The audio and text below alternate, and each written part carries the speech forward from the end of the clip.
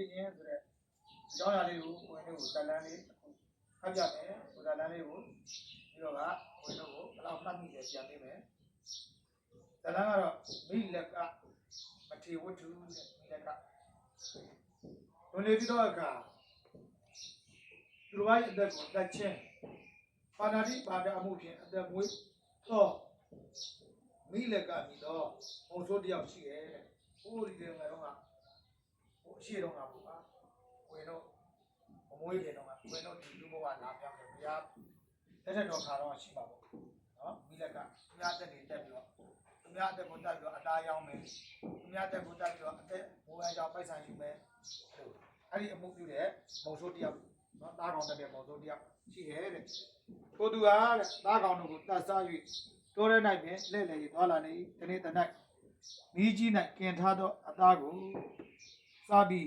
ကြော်ကွန်းထောင်ရအရက်တို့လဲ့လေသည်ရှိသောရေငတ်သည်ဖြစ်တောနေမထေရဘာဤကြောင်းသူချင်းကပ်လေသည်အဲ့သူတောထဲကိုရောက်လာတာနော်သူပြီးကင်ထားတဲ့အသားကိုစားပြီးတောထဲရှောက်သွားရင်းနဲ့ရေစာလို့နော်တောချောင်းနေပေါ့တောရဆောက်တည်တဲ့မထေရဘာအကြောင်းကိုရောက်လာတယ်ပေါ့နော်မိလကမုံဆိုးဒီဈဉ္ဉံသွားနေတော့မထေအနိ၌ရှိသောတောက်ရီအိုးကိုဖွင့်၍ရေတောက်လေ၏သို့တော်ထိုတောက်ရီအိုး၌ရေမတွေ့၍အမျက်ထွက်ပြီးမထေအားပြစ်တင်ခဲ့ရဲ့ဆိုလီတော့သည်ဟာနော်ရေသွားတောက်တာရေအိုးထဲမှာရေမရှိတော့နော်ကြောက်မှရှိတဲ့မထေကိုအပြစ်တွေပြောတာပေါ့နော်အပြစ်ပြောတာပေါ့ဟာတော်တော်ပြင်းရတာနော်ဘုန်းကြီးလုံနေပြီတော့ပြင်းရတာကြောက်မှတောက်ရီအိုးတွေတောင်ရေမထဲဘူးလားနော်အဲ့လိုမုံဆိုးကရေတောက်ချင်တော့အပြစ်တင်တဲ့ပုံစံနဲ့ရေမတောက်ရလို့အဲ့ဒီတောကဆောက်တည်နေတဲ့မထေရဘာကိုအဲ့လိုရှောက်ပြောတာပေါ့တောကမထေသည်မုံဆိုးငါသည်တောက်ရီကိုအပြစ်ခတ်ထား၏သင်ဤကြီးမားသောအကုသိုလ်ကြောင့်သာရေကိုမမြန်ခြင်းဖြစ်၏ဟုပြောဆိုလျက်မုံဆိုးအားမိမိလက်ဖြင့်ရေကိုခတ်၍ပေးလေသည်မုံဆိုးလည်းမိမိအကုသိုလ်ကကြီးမားကိုသိရှိပြီးထိတ်လန့်သောစိတ်ရှိကကျွန်ုပ်ကိုရဟန်းပြုပေးပါလို့မထေအားလျှောက်တယ်လေ၏မထေလည်းမိလက်ကမုံဆိုးအားရဟန်းပြုပေးလေသည်အဲ့တော့ရဟန်းကိုတော့ဆောက်တည်တဲ့မထေကိုရေတောင်ပြင်းတာမကတ်ဘူးလားဒီရေအိုးလေးတောင်ရေမကတ်နိုင်ဘူးလားပြောနေတဲ့အချိန်မှာမထေကကြားသွားတော့တကားရေကမရှိတာမဟုတ်ဘူးရေအိုးထဲမှာငါအပြစ်ခတ်ထားတယ်တင့်အာကုသိုလ်ကြောင့်ရေကမပေါ်ဘူးရေကမမြင်ရဘူးအဲ့တော့ရောတောက်ဆိုပြီးတော့သူကတိုင်းမထေကြီးကခတ်ပြီးတဲ့ခါကျရေတွေတောက်ရတဲ့ခါကျတော့သူတတိယပါတယ်ပေါ့နော်လှန့်သွားတယ်ဩငါအကုသိုလ်ကြောင့်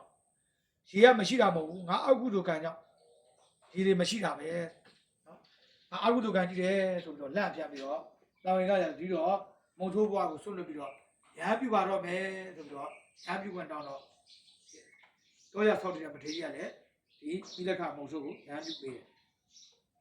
တို့မိလက္ခရဟန်းသည်တထေသည်ရဟန်းပြုကမ္မထံတရားကိုအားထုတ်တော်လဲမုံဆိုးဘွားကပြုခဲ့သောအာယုန်တို့ကိုသာထင်လာသဖြင့်စိတ်နှလုံးပူပန်ခြင်းတို့ဖြစ်ရလေသည်ထို့ကြောင့်ယဟန်တရားကိုကျင့်ခြင်းကမစွမ်းနိုင်သောကြောင့်မထေအားလျှောက်လေသည်ရှင်ဗျာတပည့်တော်တရားအားထုတ်လို့မရဘူးဟာဘာဖြစ်လို့မရတာလဲတခါရဲ့တပည့်တော်တောထဲမှာသားကောင်တွေတက်ခဲ့တဲ့အာကုသိုလ်လုပ်ကြတာတွေတရားအားထုတ်ရင်မြင်နေတယ်တပည့်တော်အဲ့ဒါတွေပဲမြင်နေတယ်အဲ့တော့တပည့်တော်တရားအားထုတ်လို့မရဘူးလို့မထေကိုလျှောက်တော့ထိုကမထေသည်မိလကမထေအားသို့သောရေတဖန်းသားတွေကိုသူ့ပုံ၍မိတိုက်ခိုင်းလေသည်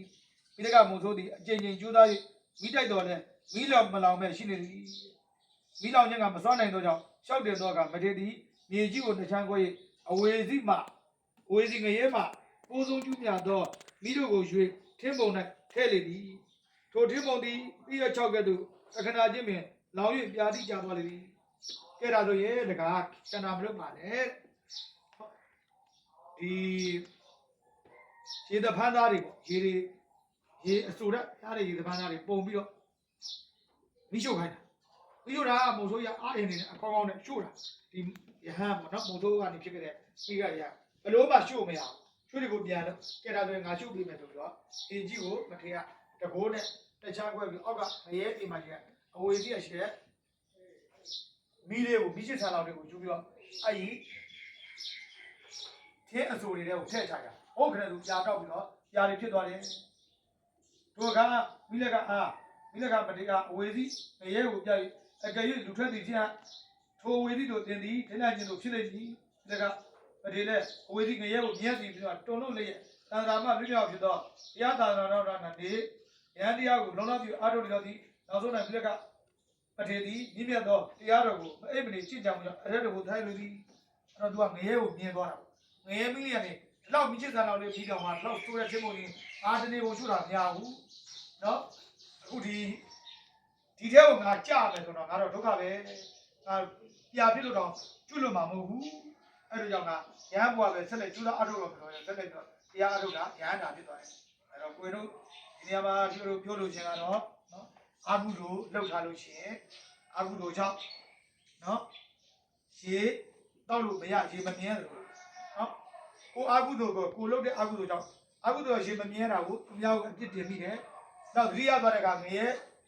ဒီရပြီဘလောက်ပူလဲဆိုတာသူ့ရှို့လို့မရတဲ့အသင်းတို့တွေကိုရှို့ခိုင်းတယ်ရှို့ခိုင်းပြီးတော့မြင်လိုက်တဲ့အခါကျတော့လူတာဝေကတွေရပြီးတော့ငရဲပြည်ရောက်ရင်တော့ဒီတဲ့ဒုက္ခကြီးမားရမယ်ဆိုပြီးတော့တရားတွေအားထုတ်တာရဟန္တာဖြစ်သွားတယ်အဲ့တော့ကိုယ်တို့လည်းနော်မကောင်းတဲ့အကုသိုလ်သူများတက်တာမလုပ်နဲ့သူများဥစ္စာခိုးတာမလုပ်နဲ့စသည်အလုပ်ခက်နဲ့ကောင်းကျိုးအနန္တရရှိပြီးတော့သာသနာပေါင်းမှာအကျင့်ကောင်းအောင်စိတ်ထားကောင်းအောင်နော်စိတ်ကောင်းစာတက်အကျင့်မြောင်ကြိုးစားနိုင်တဲ့ဝင်နေဖြစ်ပါသေးကဲကိုရင်သန္တာဝရဗာများမှတ်မိရောမှတ်မိတာလေးပြောအများကြီးပြောကြရမလို့ပါဘူးကိုတိကကိုပြောမကောင်းရဘူးဆိုတော့ဟုတ်ပြီတို့ရပါဖြစ်တဲ့တို့ငဲကြပါဟုတ်ပြီကိုရင်ဝေပုံလားဒီကမို့ဆိုတာမိခင်မိသားအသားကိုစားပြီးတော်တဲ့တားအောင်ပတ်ချိုင်နဲ့ရဟန်းဆိုတာတော့နေရဟန်းကြောင်းညောက်ရောက်သွားတယ်ရေစာလို့အဲ့နဲ့ရေကိုဖိတ်ရရေမရှိတော့ရဟန်းကိုပြောရဗျာရဟန်းဒီရေလေးတောင်မခတ်ထားနိုင်ဘူးလားလို့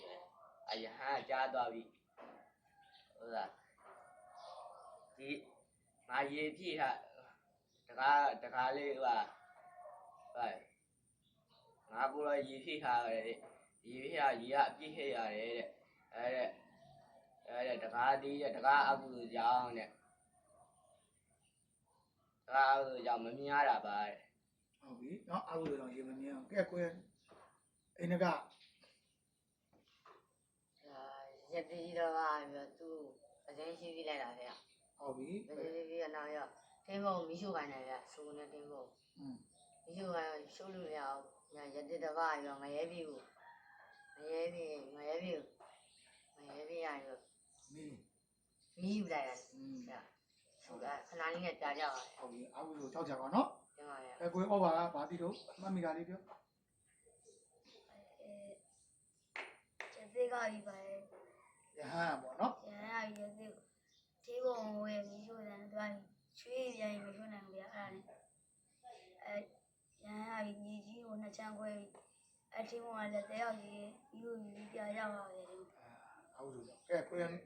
ဒေတာဗာတိတို့ဒီတာလေးပြောတရုံးတိတိတ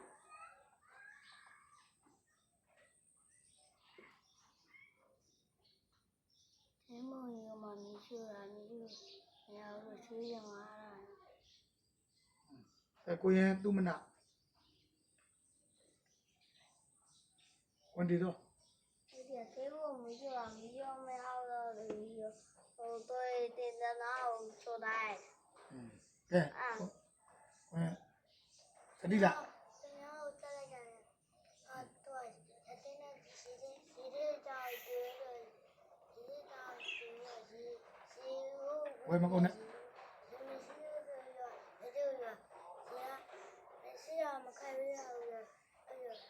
အေးရေကမရှိတာမဟုတ်ဘူးသင်အာကုသိုလ်ကြောင့်မမြင်ရတာအဲ့တော့ကိုတို့လည်းကိုအာကုသိုလ်ဖြစ်ရင်အဲ့လိုတွေဖြစ်တတ်တယ်ဒါကြောင့်ကိုတို့လည်း